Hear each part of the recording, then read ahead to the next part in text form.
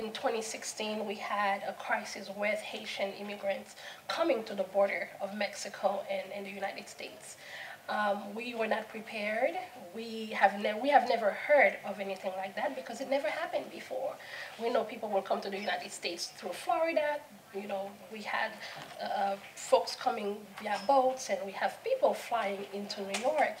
But for folks to get to California, that was unheard of. So therefore, there was no preparation. There was not a community to receive them. So that quickly became a crisis. And we received over 7,000 Haitians within a 1 year period. So we had to quickly organize and was blessed enough to have people who would leave their homes in LA, drive for 3 hours to get to San Diego by the border to help. Today I'm here at NAP to be able to bring awareness and share with people the changes that's happening within immigration.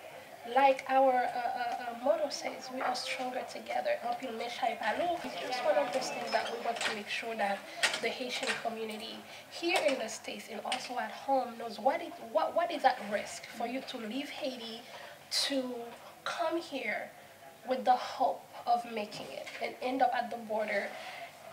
And because with the new administration, what's happening, then they end up in prison just because they are looking for a better life, because they are running from something. And those folk will end up being in prison for over a year, for 2 years. And then if we cannot find an attorney to represent them pro bono, they get deported. And when they get deported back home, what's waiting for them? And also just...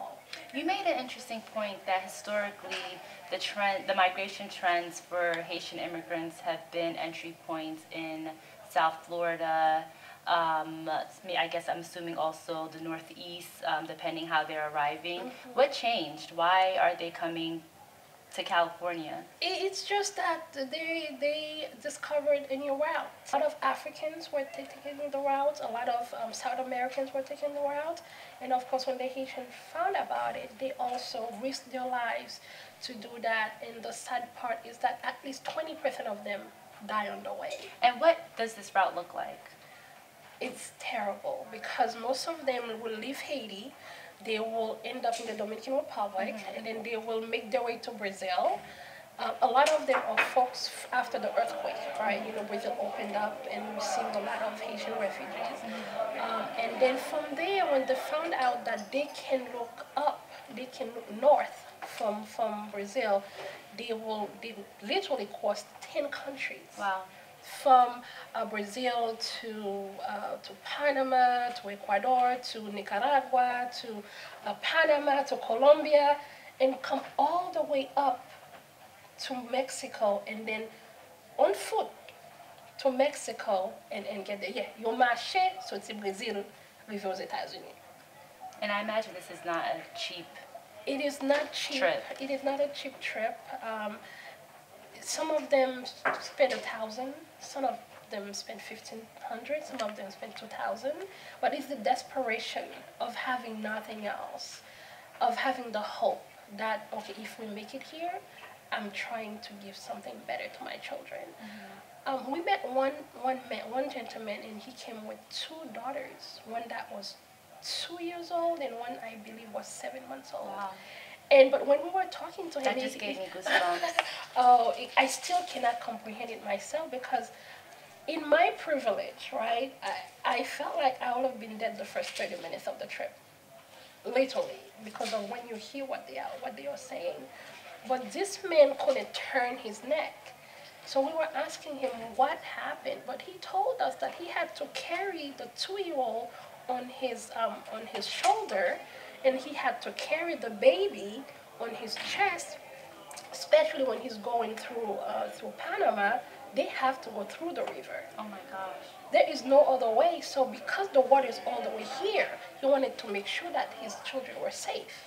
So by the time he was able to take a break, he couldn't turn his neck.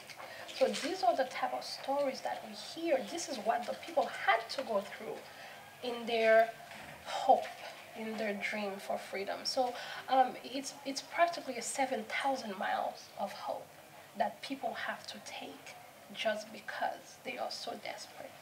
And just again, just to reiterate, what are you hoping this story, the work that you've been doing, what do you hope comes out of being here? Being here, I'm hoping to bring more awareness. I'm hoping so that people can understand what's happening. It is not them, it's us, right? It is not the one who just came, it's all of us together. And I'm asking folks to join hands with the Haitian Bridge Alliance. The Haitian Bridge Alliance is the organization that we were forced to form in order to receive and answer to the need of our people. And we provide services all free of charge. If anybody comes to our office, understanding the reason and why they are there, everything has been provided free of charge, from translation and interpretation to working with the embassy to provide passports for those who are in need, to providing ESL classes to make sure that they have a good English, so that they can better find work, to computer classes, to reaching out to employers to find work for them. And then we have the visitation for prison. We have a team of 10 folks who goes every week to visit people who are in prison. Because one thing when we got to prison is that because people don't know that we exist, because people don't know that we are there, we are usually the first person that will show up to visit somebody after they've been in prison for a year. When we go, we visit them, then the other side become accountable, because if something were to happen to Jean or Pierre, they know somebody will find out about it. It's really to make people understand that we need every single person on this fight, because at the end of the day, if one of us is not free, we are not free at all.